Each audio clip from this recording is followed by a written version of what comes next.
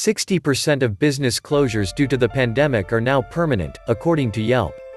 Factories across America are still bleeding jobs. The American carnage is continuing.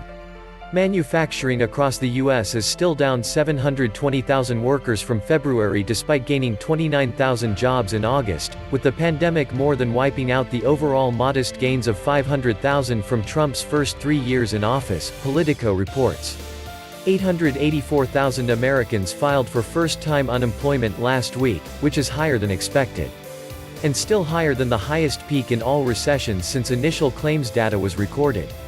They do not show the total number of people getting unemployment checks right now. The New York Post says something about 61 million, but doesn't explain if that includes people who went back to work already.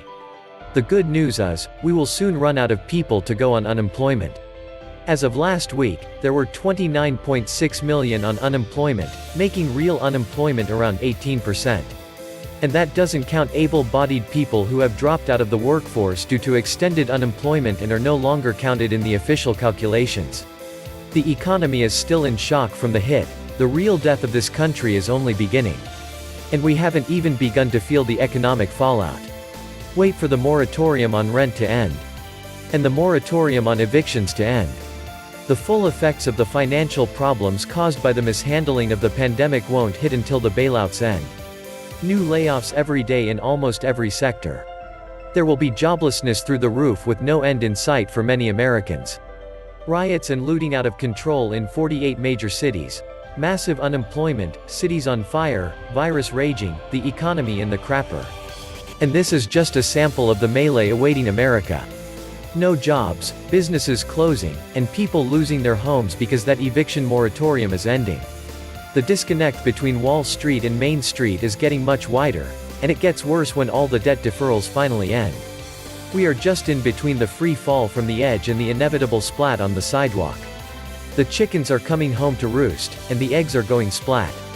It's not going to be pretty for the majority. Of course, the wealthy won't be affected. The lockdown only affects the common people, not the very important banksters. Not only that, but with social distancing still a thing, many surviving businesses are operating at reduced capacity, meaning millions of jobs will never return. Don't need as many servers anymore since restaurants still offer only drive-through and pick-up, or half the seating is closed. This will be the greatest wealth transfer to the top since the Great Depression. Far worse, when the dust has cleared, the fraud on America tax reform will be a drop in the bucket.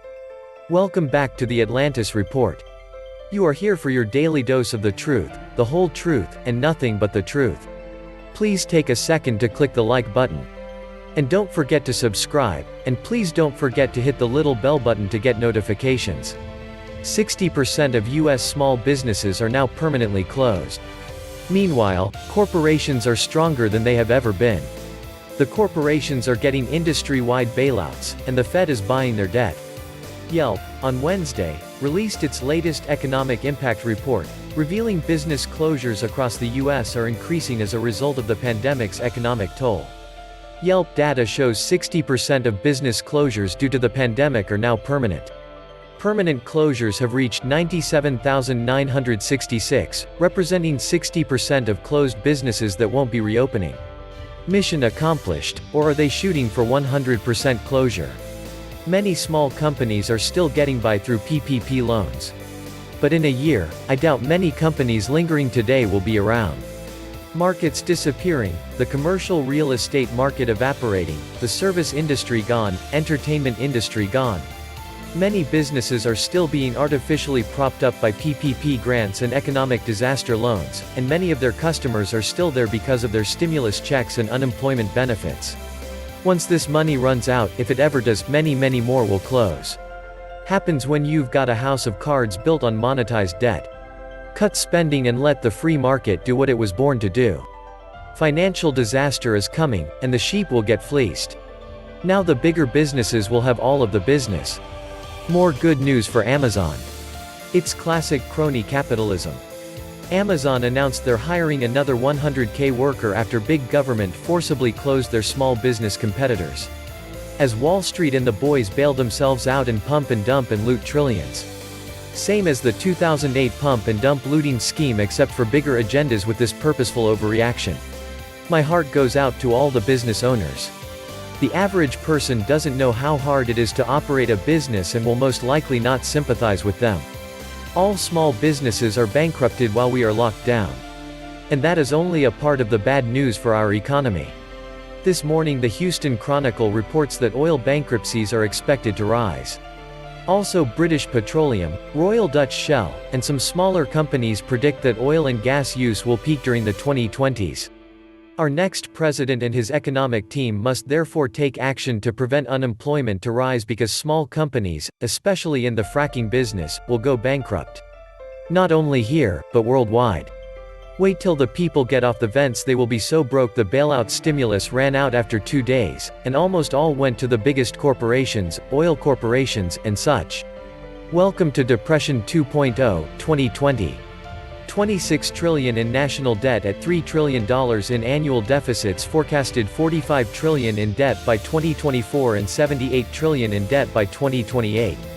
Technically, it's neo-serfdom.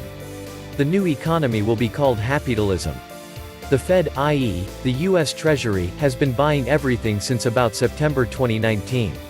If not for the Fed and Congress providing more than $7 trillion to big corporations, there would be more corporate bankruptcies than ever before. The Fed now has the power to make this depression, amplified by the pandemic, far, far worse than the Great Depression of 1930. It's almost like it was set up in advance. Jerome Powell is the first Fed chief in 2 generations who's not an economist. Instead, he's a lawyer, a multi-millionaire private equity banker, and former partner with the Carlyle Group, whose BA was in politics. And politics is where Powell shines. In a complete abrogation of the rules governing the Fed, he's created roughly $7 trillion, 1/3 of the entire nation's normal annual GDP, out of thin air, and used much of that money to buy corporate stock and bonds to keep the stock market afloat. In its 107-year history, the Fed has never, ever done this. Some observers consider it illegal. And the rest of the world is watching, as the dollar drops in value and gold skyrockets relative to other currencies, another sign that both inflation and economic disaster are on the horizon. If the Fed stops supporting the stock and corporate bond markets, the Dow will drop over the following few months to 7,800, roughly where it was in October 2008, the last time they goosed the economy to keep things looking good until an election. Making things even worse, Powell could announce that he's actively working to drive up interest rates, a function related to inflation. That would cause a tsunami of corporate bankruptcies. Corporate debt is currently higher than any other time in American history, and a collapse of the housing market happens. Powell recently suggested he's considering just such a move, as CNBC reported on August 4 with the headline, "The Fed is expected to make a major commitment to ramping up inflation soon. That will be the greatest transfer of wealth out of this country with the push of a button. Then, they will have to go after what's left of the middle class to finish it off. This is a planned takeover of small businesses. After this is over, the U.S. economy will resemble Russia, where different oligarchs control different segments of business, and there is a barrier to entry any business controlled by them. No way back, none. Modern monetary theory by any other name still means permanent zero rates, Fed buying bonds and then equities, and lots of pain ahead. In the end, they are just rearranging deck chairs on the Titanic. Once we locked it all down in an already debt-ridden economy, we were toast. Millions living beyond their means, buying crap from China they could not afford. The Congress recklessly spending for decades on 24/7 wars and entitlements. And then a failed to drain the swamp president have run up off the charts debts. 27 trillion in debt and counting. Never will be paid back. China buys our debt so the US consumers can keep on spending and feeding the CCP for their military expansion. This will cause even more pain going forward. And if the markets tank, then more unemployed and more hopelessness and anger. Today 25% of the economy is bankers and financial people getting rich off pushing printed money around without any actual business. It is a death spiral. The USA is declining and will not recover. COVID-19 deaths will decimate the population while the economy declines. Our world leadership role is gone, the internal strife being fed by the politicians and their trolls are fatal. Capitalism is failing, democracy is failing. The empire is over. The USA peaked and started downhill.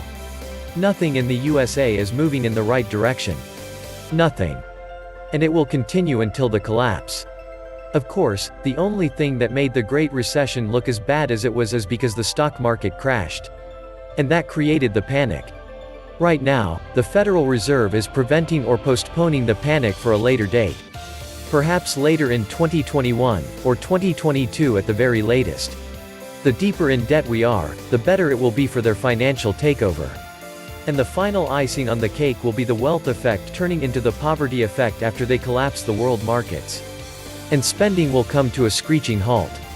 Once all stimulus ends, moratoriums on evictions lifted, and 401k early withdrawal penalties are lifted, on top of the increase in permanent layoffs, it will be over.